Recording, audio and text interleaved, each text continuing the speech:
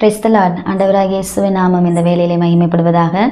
இந்த 2026வது வருஷம் இப்போ தான் தொடங்கின மாதிரி இருக்குது. அதுக்குள்ளேயும் ஒரு மாதம் எப்படி போச்சு அப்படின்னே தெரியல, சீக்கிரமாக போயிடுச்சு. பிகாஸ் வருஷத்தை நன்மையால் முடிசூட்டுகிறேன் அப்படின்னு சொல்லி ஆண்டவர் சொன்னது போல் இந்த ஒரு மாதம் முழுவதுமாக அவருடைய நன்மையினாலே முடிசூட்டி அவருடைய கிருபையினாலே இந்த ஒரு மாதத்தை தேவன் கடக்க வைத்தார்.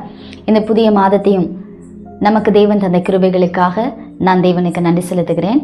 இந்த மாதத்திலும் சரி, இந்த வருடத்திலும் சரி, தேவன் நமக்கு கொடுக்கிறதான ஒரு வார்த்தை என்ன அப்படின்னு நம்ம பார்த்தா 48ஆம் சங்கீதம் 14வது வசனம் இப்படியாக சொல்லுகிறது, இந்த தேவன் என்றென்றைக்கும் உள்ள சதா காலங்களிலும் நம்முடைய தேவன் மரண பரியந்தம் நம்மை நடத்துவார் அப்படின்னு சொல்லப்பட்டிருக்குங்க.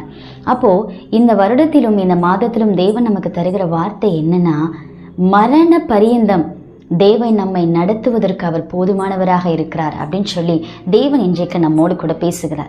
இந்த வசனத்தை வாசிக்கும் போதே நமக்கு ஒரு நம்மை அறியாத ஒரு தைரியமும் ஒரு விசுவாசமும் ஆண்டவர் மீது வரும்.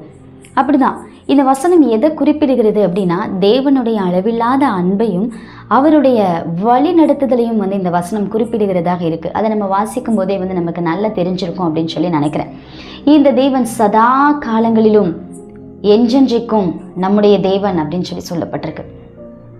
எத்தனை காலங்கள் ஆனாலும், எத்தனை யுகங்கள் ஆனாலும், சதா காலங்களிலுமே இந்த தேவன் நம்முடைய தேவனாக இருக்கிறார் அப்படின்னு சொல்லப்பட்டிருக்கு.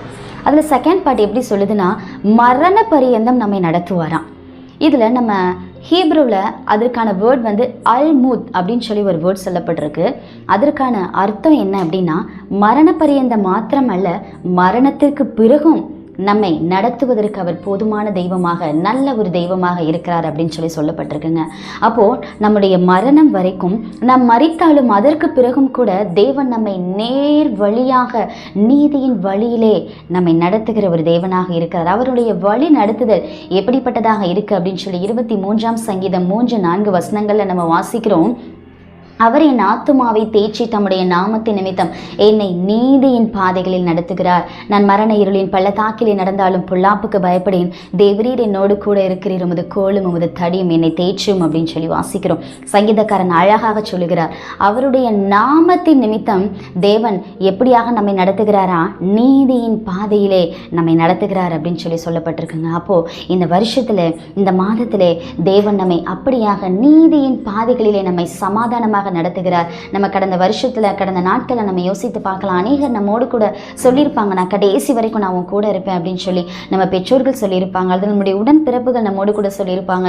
அது நம்முடைய ஃப்ரெண்ட்ஸ் நம்மோடு கூட சொல்லியிருப்பாங்க. நம்முடைய உற்றார் உறவினர்கள் நம்மோடு கூட சொல்லியிருப்பாங்க, நீ எந்த சூழ்நிலைக்குள்ளே கடந்து போனாலும் அந்த சூழ்நிலைகளில் நான் உன் கூட இருப்பேன், நீ பயப்படாத, நீ கலங்காத, எதை நினச்சி நீ யோசிக்காத, நான் உனக்கு எப்போது சப்போர்ட்டாக இருப்பேன் அப்படின்னு சொல்லி. ஆனால் அநேகர் சொன்னதான வாக்கை என்ன பண்ணிடுவாங்க, மீறிடுவாங்க அப்படின்னு சொல்கிறத விட மீறுகிறதான சில சூழ்நிலைகள் அவங்களுக்கு நேரிட்டுரும்.